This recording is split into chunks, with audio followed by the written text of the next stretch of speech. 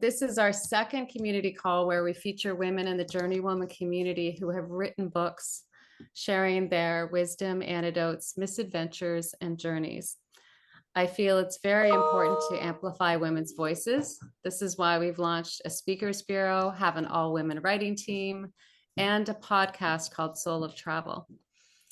As women, we have incredible power to create change, and that's my goal here, not only to provide a platform for women, but also to let you know we are all in this together, and that together we can make good things happen.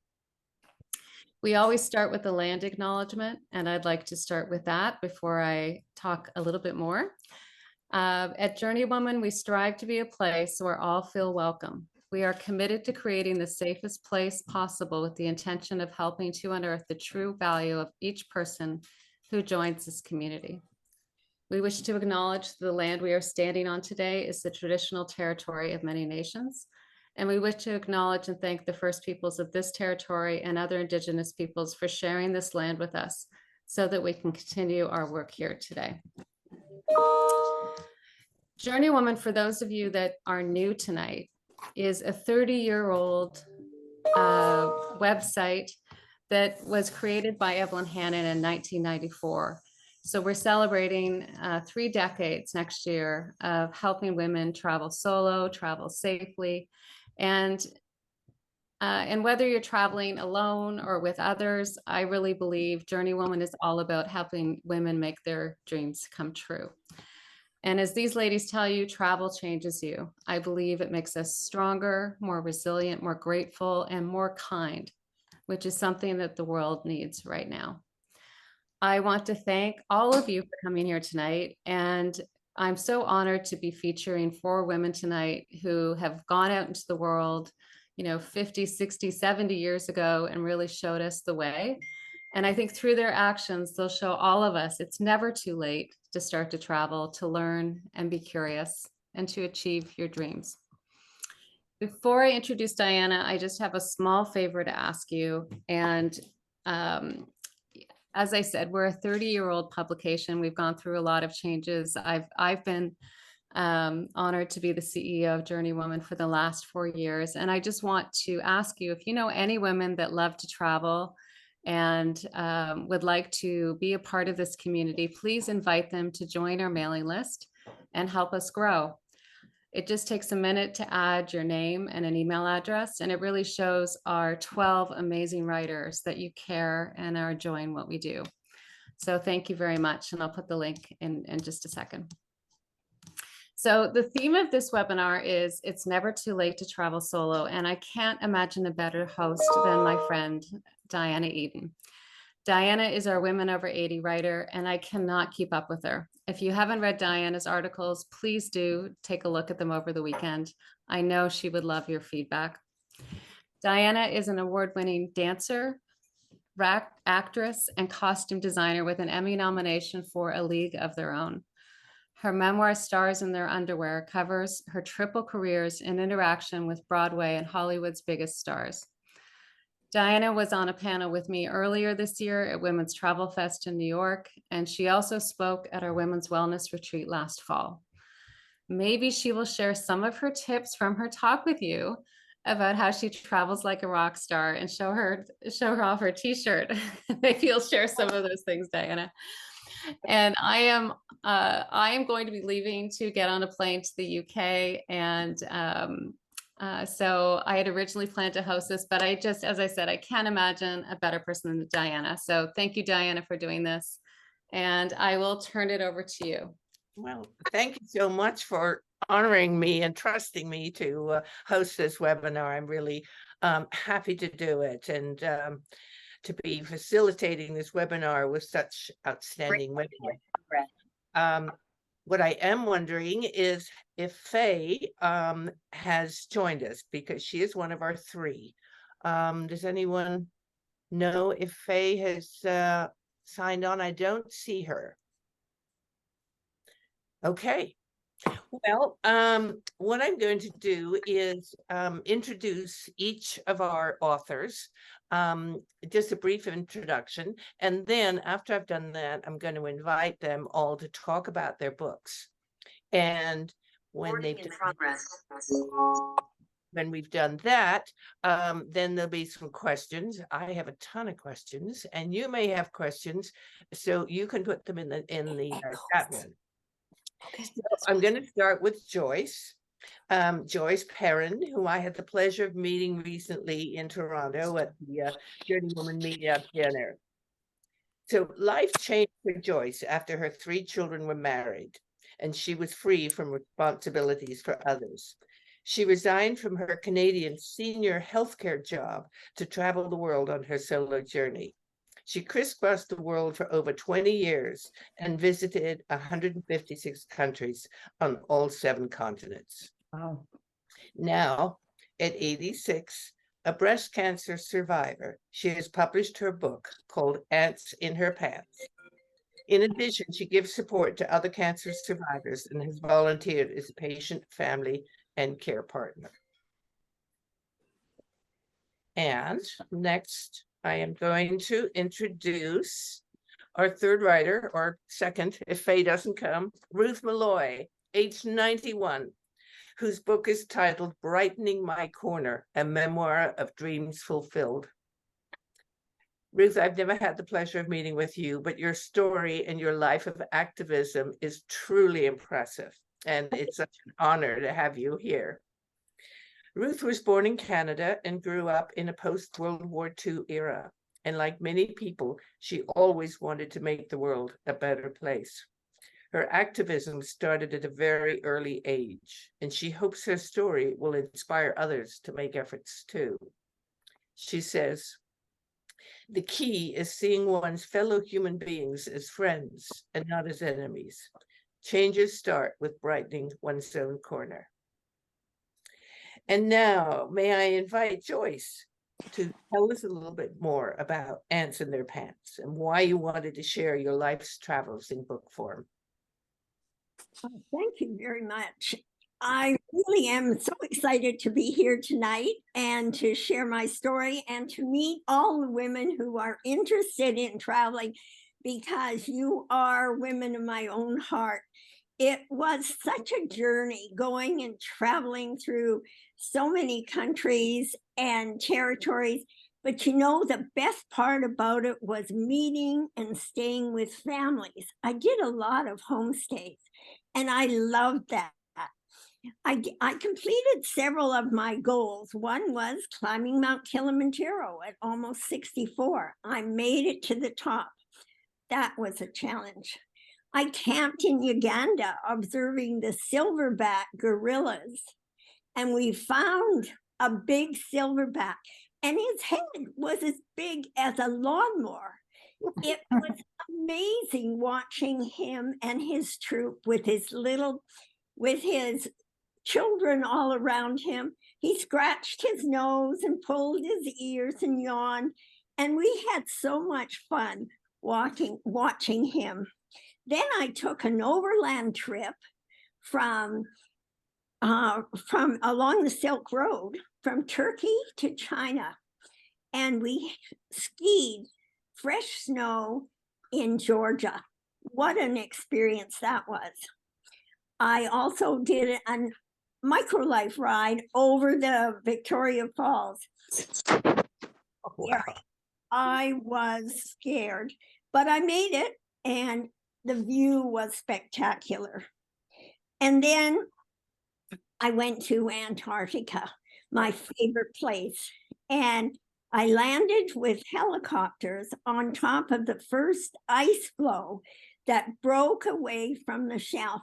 It was the size of the state of Maryland. So we had champagne with 50 billion-year-old ice and sipped on that. So I have a big memory bank full of journeys, and I hope that you will be inspired by tonight's comments and start your own journeys to wherever you want to go. Thank you. Thanks, Joyce. You are inspiring, and I loved your energy from the moment I met you. And now, Ruth, your life has been extraordinary.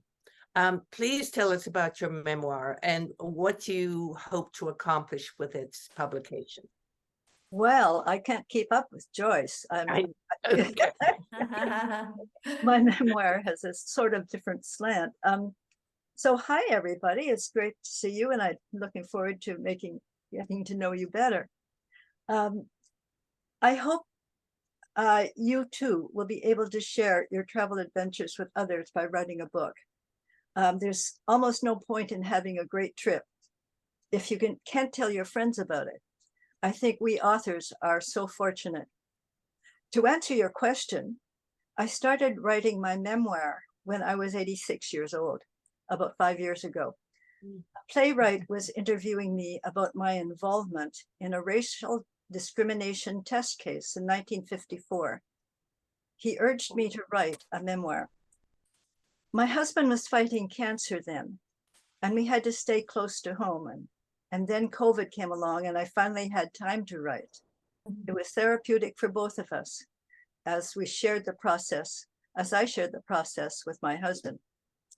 Fortunately, I had saved copies of the newspaper stories I had published before, and even some love letters, and thousands of photographs. Much of my book was drawn from these resources and from details my husband and our daughter remembered. The first part of my book centered largely on my efforts to fight racial discrimination around the world. I was a victim myself as a child because I was Chinese growing up in an almost all-white Ontario town. At college, I learned that what happened to me was nothing compared to what happened to some of my fellow students, my friends. Among them were European Jews and a Japanese Canadian. And you know what happened to them. It all made me want to explore the world to find out and do something about discrimination. Then opportunities to fight it started appearing in my life. I went to a workshop on nonviolent ways to deal with it in Washington, D.C. I then had a chance to go to Mexico, where I spent 4 months volunteering in a work camp in a depressed indigenous village. That led to my first professional writing job, $5 an article with photos for my hometown newspaper. I was hooked. For the next decade, I grabbed every chance to volunteer in work camps and write about the countries where I found myself. Unfortunately, Canadian newspapers helped pay travel expenses. I stayed with friends after the camps ended. I had amazing adventures in Japan, India, Thailand, and in the Canadian Arctic. Then in India, I met an attractive, interesting man. He was a journalist from Chicago who was even more adventurous and curious than I was. And after we were married in 1965, Mike encouraged my writing guidebooks on China and even one on Kazakhstan. He loved to travel and explore, and he wanted his children to travel with us. He also encouraged my helping a much hated transgendered group of prostitutes and beggars get some respect in India in 1997. I think that project was one of my highlights. My memoir tells all about these events and more, and I'm happy that I was able to fulfill my dreams of traveling, writing, and doing something to help others. And I want to inspire young women and girls to fulfill their dreams too. But they do have to make some good choices. For example, having babies early makes dreams of travel and writing very difficult then. And as a volunteer working with charitable organizations abroad, I had experiences that travelers don't usually have. I've been a guest in many homes abroad, taken part in genuine customs, weddings, fiestas, and family banquets. I've had friendly family members take me around and show me the sights, and it's been a lot of fun. I highly recommend the volunteer route, even though, like all travel, it's not without its risks. I do believe that many of us can still venture out to explore the world and improve it too now. Believe me, it's wonderful when you can help somebody else. There's a real high reward in itself. Fabulous. Thank you so much. That's really wonderful. Well, I have a question, a start-off question for Joyce. Let's see. Yeah, I'm interested, Joyce. Can you talk a bit about what it was like being the boss or a single woman working in a culture like Saudi Arabia? And a part two to this, because I do come from a background of costume design, I have to ask what it was like about the requirement of having to wear an abaya and how it made you feel, both good and bad. Oh, that is an interesting question for sure. Well, let me go back a bit and mention to everybody that starting my journey after I resigned my job from the healthcare in Canada, I took a job in Saudi Arabia and I was in charge of the quality improvement program for the hospital at Security Forces Hospital. And at that particular time, there was the religious police called the Matawa. And we were all required to wear an abaya, which was a black cloak, like if you took a house coat and just put it on and it was black and it buttoned down the front and it went as long as your ankles, that was what it was. And we wore that over our clothes underneath or over our uniforms in our hospital. And we had to wear a abaya and a headscarf to cover our hair to respect the Muslim religion. And this was our dress. You wore it whether it was 65 and you were in the desert at night, or whether you were in 104-degree temperature in the summer and you were outside. It was very hot to wear that, but this was the custom and we had to wear it. Also, we had to abide by many of the religion customs, and that was the way it was when you worked in Saudi Arabia. One of the other things is, excuse me, we had to give up our passports when we took a job, excuse me, so that we couldn't leave without their permission. But that wasn't a problem, because if you followed the rules, everything worked out very well. People were very nice to you, and I didn't have any problems in Saudi Arabia at all, living with those restrictions. And you just got used to them. It was just like putting on your coat when you go out. Yeah. And that's the way it was. Did you have any resistance to you as a single woman working in a fairly high position? Absolutely none. Absolutely.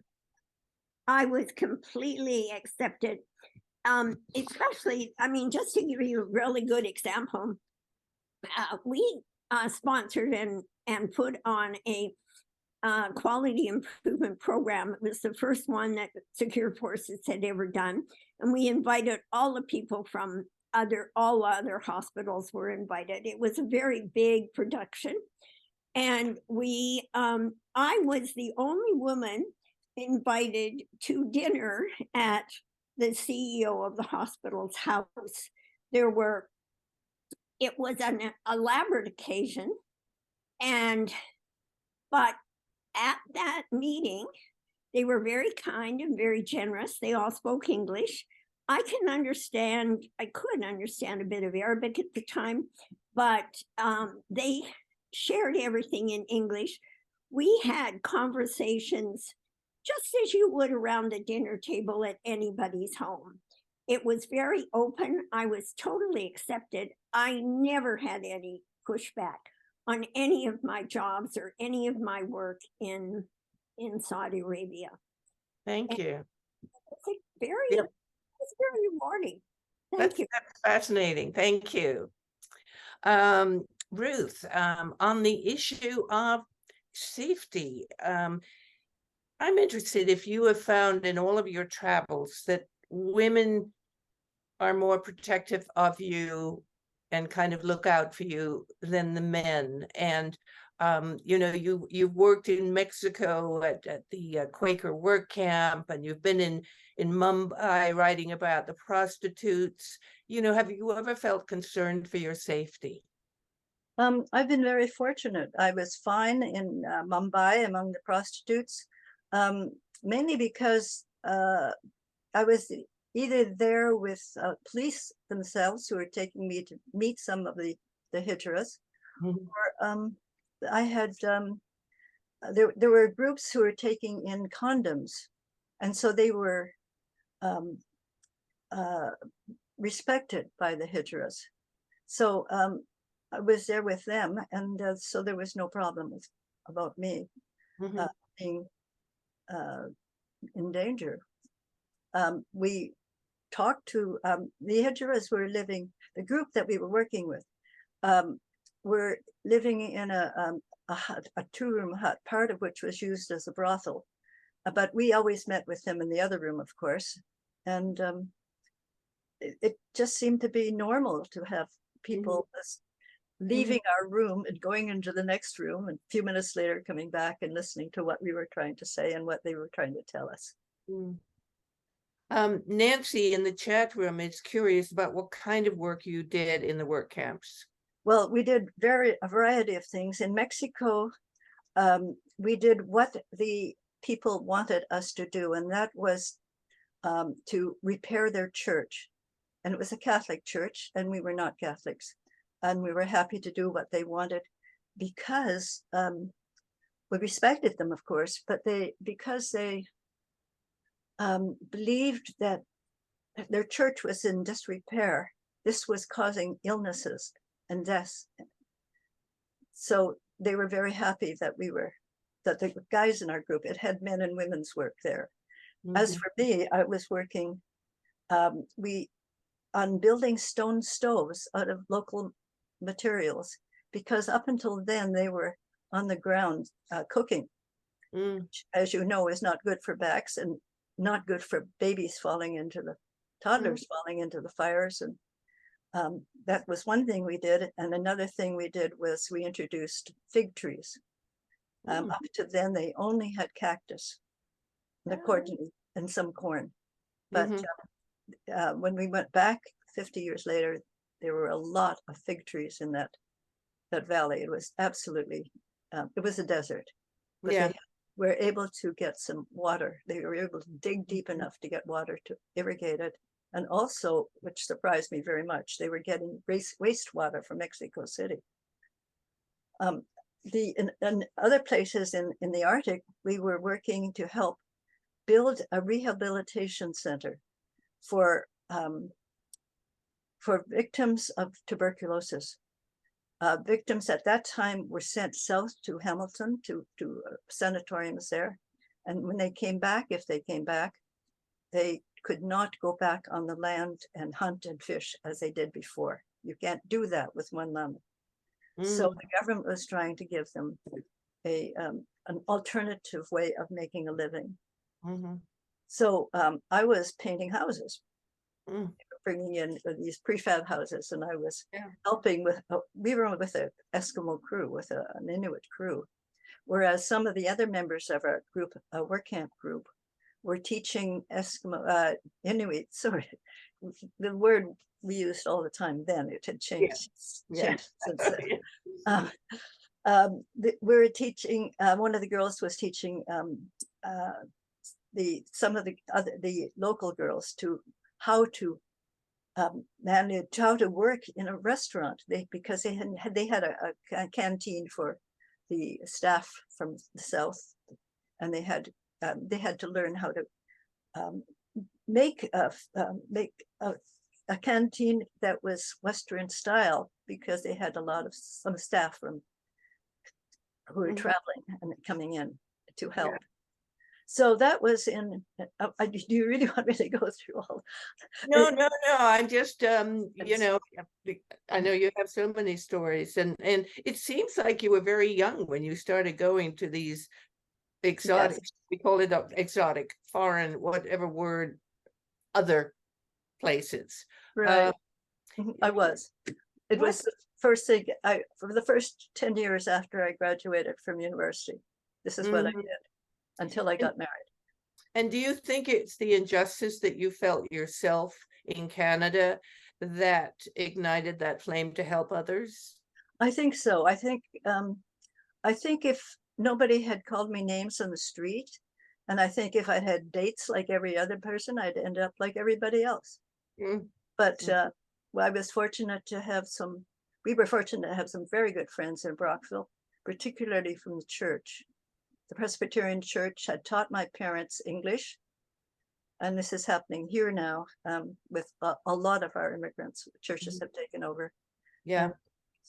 So we continued. My parents made sure, of course, that we would attend kindergarten and mission band and Sunday school, and we always went to church.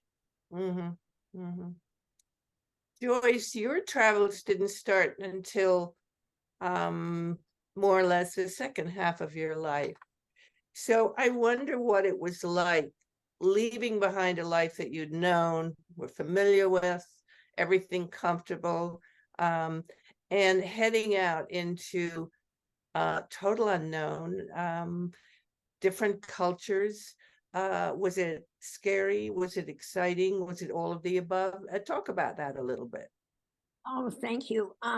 Yes, it was strange. I didn't start doing my travels until I was 57 when my children were married and I was an empty nester and had no responsibilities. I had always dreamed of being traveling and working in foreign countries and living there, because that all started when I had books at my home. They were called Lands and Peoples, and it talked about people in different cultures and different homes and how they lived, and I just became very curious, and that started when I was in high school and junior high, and it just continued, and I worked I became a Girl Guide, and I went to England, I went to Sweden representing Canada to Girl Guide Camp. And there I met all sorts of people from Africa and from all over the world. And everybody spoke different languages and they had different customs. And we had the privilege of going to their camps and eating their food. Oh my gosh, I was in seventh heaven. And I met Lady Baden-Powell. And she really inspired me to give back to the community and work for other people. And so I did that all my life, sort of. And also, when I was in Panama, I'm jumping a bit here, but I want to tell you this. I went to Panama and lived there, and I co-founded the Panama Hospice. It's 2 days away. Republicans cannot agree. What Also, can with we the talk sound of a about? major storm moving into the Northeast, there are concerns about. We started this Panama Hospice and Respite Foundation, and it was a voluntary organization. We looked after people in their last stages of life, and it was very, very rewarding. And now, oh my gosh, I've forgotten your question. I went way off track. I'm so sorry. Oh, about changing your life mid-course and whether it was scary to change drastically. It was a little scary, but I had always wanted to do this. And my children knew that when the opportunity came, I would take it. And they knew that I would be selling my condo at some point and traveling. And so this, and you know, I started in nursing because I wanted to be an air stewardess. And at that time, you had to be a nurse. And so I started, well, then I finished that and I was all ready to go. And then they looked at me and said, "You're too short." So I couldn't do that job. And I've always thought about traveling, and so it's been a long last passion. So I was excited. It was a little daunting. There was no question about it, but I was excited and That's wonderful. was ready to travel. Yeah. My next question is actually to both of you. When did you decide that you actually had a story to tell that would make a book? And what was the story arc of your book? Other than talking about your experiences, did you have an arc or something you wanted to convey passionately to your readers? Ruth, let's start with you. Well, I didn't realize that I had enough for a book until a friend told me that he was interviewing me. We were talking about the Dresden case. I had worked with this group that proved that a restaurant in Dresden was refusing to serve Black people. And so he was asking me all kinds of questions. And then he said, you should write a memoir.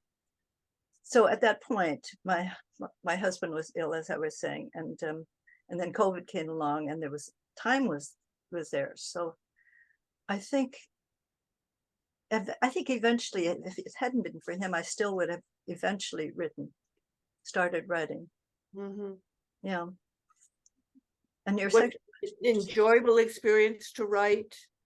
I always enjoy writing. I've written from the first trip to Mexico in 1955. Yeah. And Yeah. it was always fun. I enjoyed writing. Mm-hmm. Joyce, what about you? Had you written before? Yes, I had written professional journals in my healthcare life. I was always writing for professional journals. And so, and then I wrote for small articles. They were published. One was published in the Edmonton Journal, and some were published in other magazines, but those were just one stories. And so I knew I always wanted to write a book. I wanted to leave a legacy, but I started when I was 80 and came back to Canada, and I was sitting down to start, and there were a couple of things that happened. One was I had problems with my eye, which eventually I had cornea transplants that didn't work and eventually became blind in the one eye. And then I had breast cancer. And those things got in the way of doing my, writing. And also, I didn't know how to write in the memoir genre. I knew how to write, an article for a newspaper, but a book was a whole different thing. So I went back to school and took a graduate degree in creative writing. And I was doing that when I was getting my cancer treatment. So it gave me a good focus to move forward with that. And then it was a long journey because of my eye. Really caused me a lot of problem. And my one eye now gets very tired. So it's more of a physical challenge. Excuse me. So let's give you a break for a minute. I'll come back to you, I promise. So Ruth, you've spent so much of your life trying to bridge the divide between different cultures. This may be an awfully big question, but I'm going to ask it anyway. With so much division in our world, what hope can you offer? What can we do? There's not much hope for the end of racial discrimination or cultural discrimination. There's just too many of them, too big. It's the cause of wars. But so the only thing we can do, I think, is get an awareness of our own culture. I'm Chinese, but I'm also Canadian. So I have to figure out exactly what I am. And then reach out to other cultures, to other people, because if we can't do that, we can't work together. I mean, we're doing that now. I mean, people of all different cultures work together in Toronto. Yeah. So, but we have to extend it on a much larger level to nations, to areas that are fighting each other. But so I'm not sure about the future in terms of, I'm sorry. So we have to do something ourselves in our own little corners. Exactly. Yeah. Yes. I'm curious about, with solo travel, you have both done a lot of solo travel, which can mean a lot of things, isn't just one thing. But what does solo travel mean to you? And how is it different from traveling with friends or family or a partner? Can you tell us what you get from solo travel that might be different?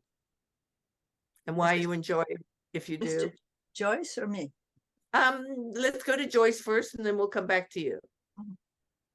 Oh, I love solo travel. Why do I love solo travel? Because it forces me to speak to people. And that's where my conversations start and my enjoyment begins, because I'm making connections. And I love meeting people, finding out about their lives. And I can tell you a story. I was walking down in Zimbabwe. I was walking down the street. It was a rainy day. It was a Sunday morning and it was cold. It was kind of miserable. And I was feeling miserable because I had to move my room from one room to another, and I got a bad room, and it was small, and it was on the top of the hotel, and I wasn't very happy. So I came out and was walking down walking down the road, and I said to myself, oh, this is the worst place I've ever been. Terrible, terrible, terrible. Then I finally stopped and I said, that's funny. You've traveled all over the world and this is the worst place? Well, why is that, Then I realized, well, it was my inner thoughts that were passing out and people were going by me. And I thought, well, I'll try a little experiment. I'll just stop people. I'll smile to people as we go by. So I smiled. Then I got up the courage to say good morning.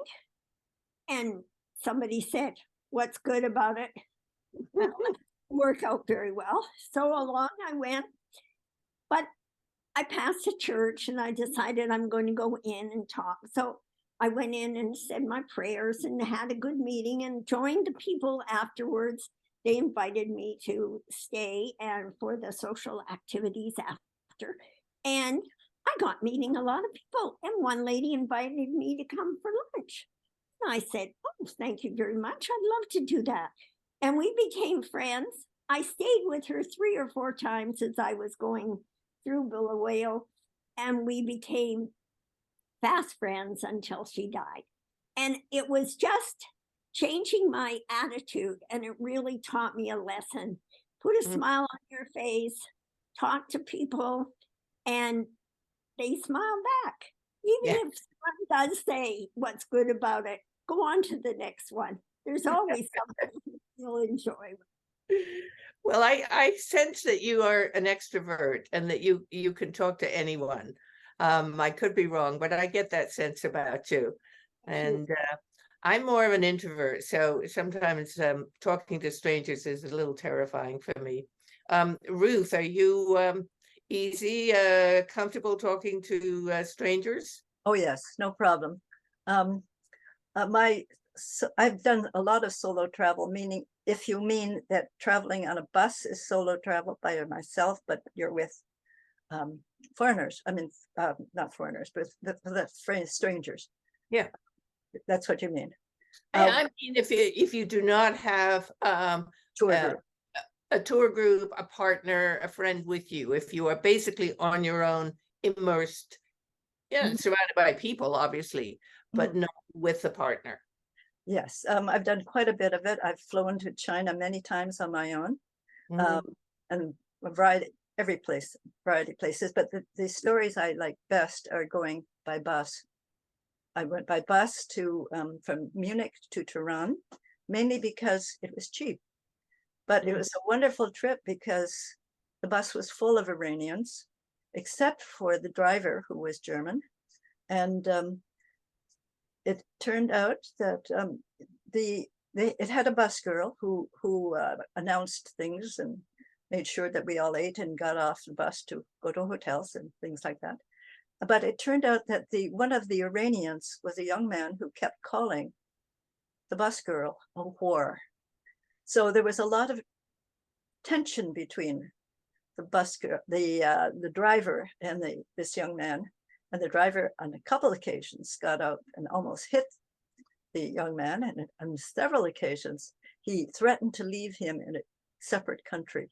We went through Bulgaria, Romania, and he, at one point, when he threatened to do this, the police in that country said, no, you can't drop him off here because he doesn't have any money. So he had to take him back. But what was interesting was that the Iranians in the bus, the young man was Iranian, all grouped together and said, we are getting off the bus if you throw off this young man. And it shows just how important, they hated him. They thought he was, because he was calling bus girl a whore and making a lot of noise, they really hated him. But they just felt that they couldn't leave him alone in a strange country with no money.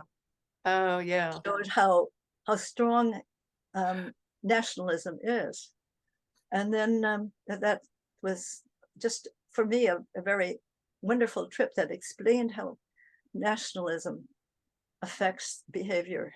Yes. And at the end of that trip, I was invited to 5 different Iranian homes to people who didn't speak English.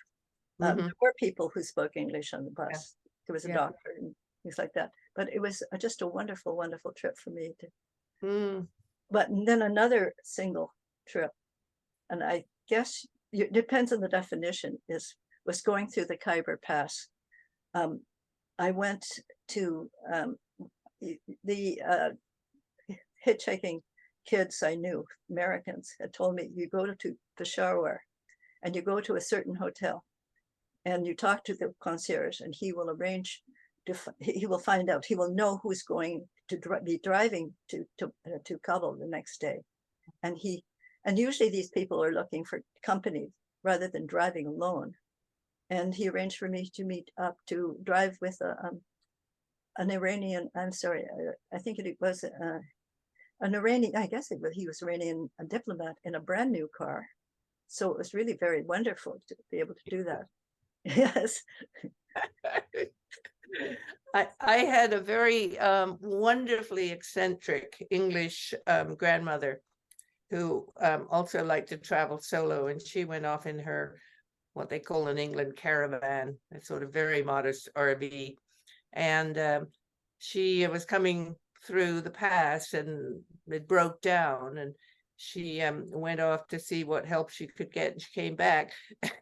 There were 2 soldiers guarding her caravan, and pacing up and down and watching out for it, and then they took care of her, and it was not threatening at all. But well, I think men found that men were very helpful, were very protective. Yeah. It's not just women. Women were very kind and very hospitable, but the men were really, and it was amazing. They saved me several occasions. Yeah. In the chat room, there's people talking about the importance of learning a few basic words in the countries that you're going to visit. And the 2 most important words are only connect. Places like Southeast Asia, I made a list of basic words like good morning, thank you, and delicious. I think that's a good one. Someone says italki is a good site for finding language instructors at an affordable rate. And then we have people talking about Turkey.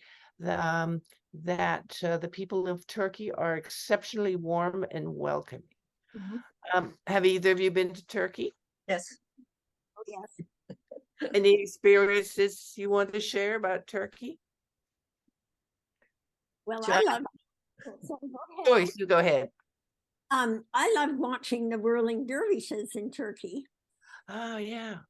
Amazing, and it was it is the whirling dervishes are men who begin.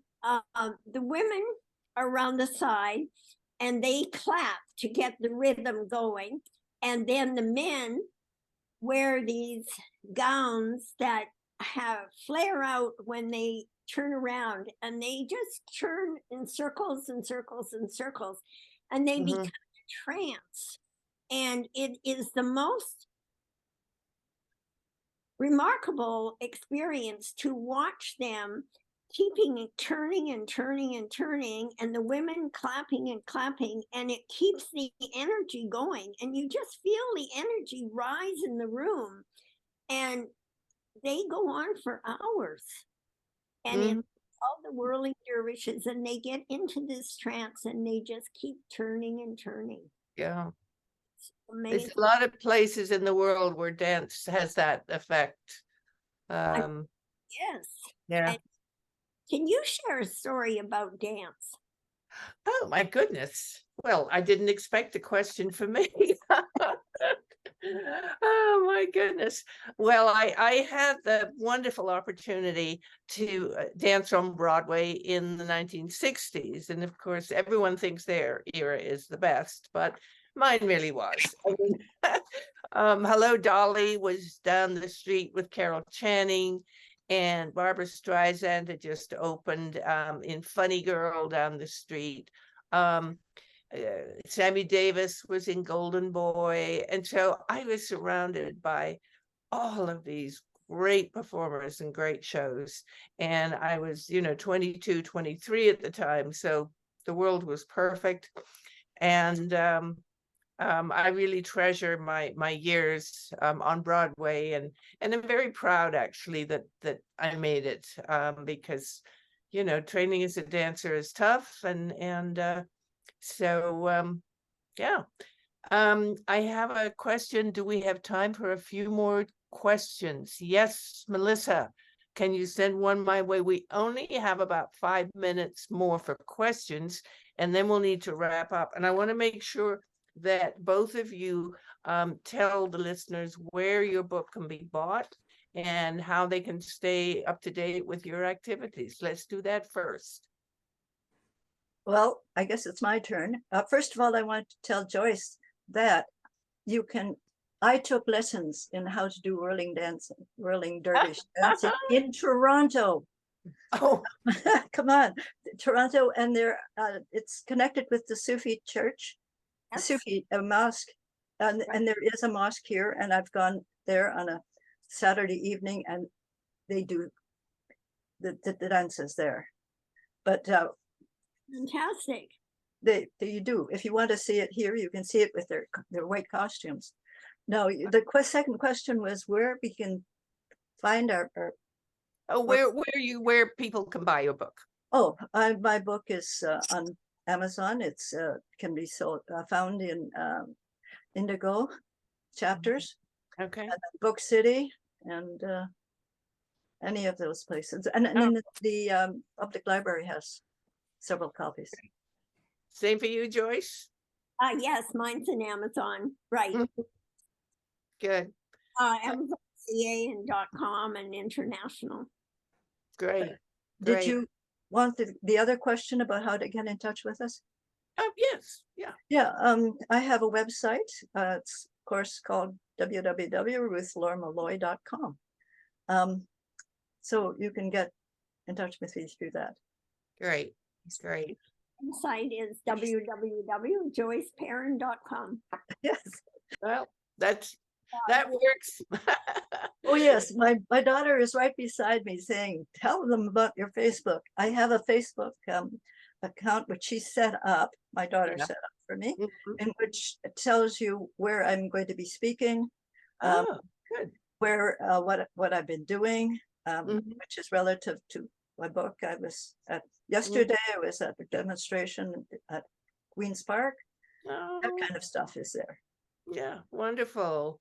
So, are you still traveling, Ruth? I mean, obviously you're going to Queen's Park, but I mean, further afield. Yes, I'm still traveling, but mainly to visit relatives. I haven't done it. I've only done one pleasure trip. Yeah. But I do have my daughter who arranges for all my tickets and everything. And Mhm.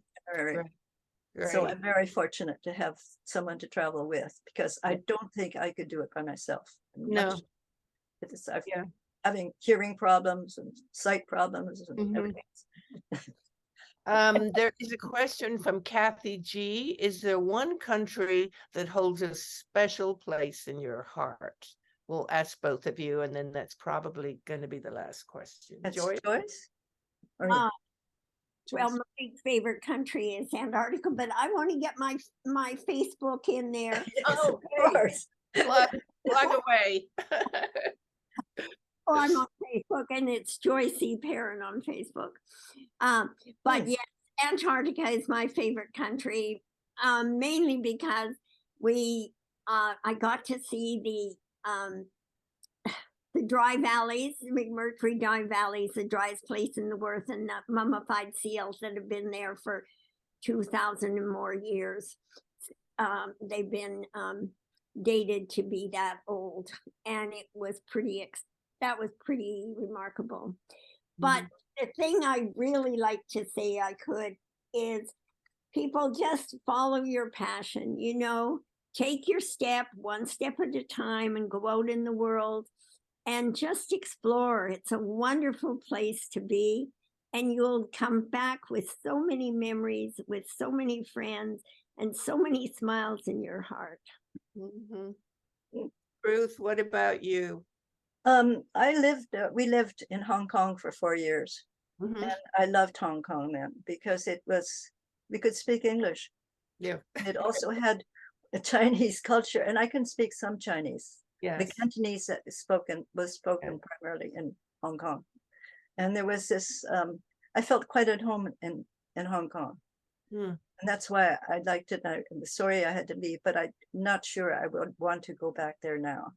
It's a Mhm. very beautiful, beautiful place. Yes. And the yes, weather is great. Yes. Yes. I was fortunate enough to visit Hong Kong when I had English cousins living there, and they had a boat, and they took me out one day, and we sailed all the way around, and then we came back into Hong Kong harbor at sunset. And it was just amazing. Very special memory. Mhm. Yeah. Well, living there, we had the use of a boat maybe every 3 weeks, weekends. Yeah. So that was wonderful. Yeah. Made it very special too. Yeah. Well, my gosh, love the Zoom call. Thank you, Kathy. Very inspiring. Oh, Babes in Bali tours. Yes, I've heard so much about the Babes in Bali tours, and I hope to go back to Bali one of these days. Who else is here? And Elena is thanking both of you for sharing your stories. And oh my goodness, that question, I don't think we have time because we've only got a minute. But it was lovely to have all of you on the call and to get such wonderful input. And your books are great, Joyce. I'm about 2/3 of the way through yours, and I've even got yours here, just starting it. Good. So it's on my it's beside my bed, ready for my evening read. So thank you so much. Oh, yes, Oh, Dave of Perrin. course. Yes. What? And your title is very, I think, typical of you, if I may say so. It's got your humor and your spark. Well, thank you. All right. Melissa, do you sign everybody out? How does this work? Melissa Fox? We I'm can not just sure. all individually leave. Oh, we just leave? Okay, well, I'm going to say goodbye to you all and thank you. And I love seeing all the faces also, besides our honored writers, of seeing all the guests and knowing some of them and not knowing everybody, but really happy to see you all. So thank you. Bye-bye. Bye. Bye, everyone.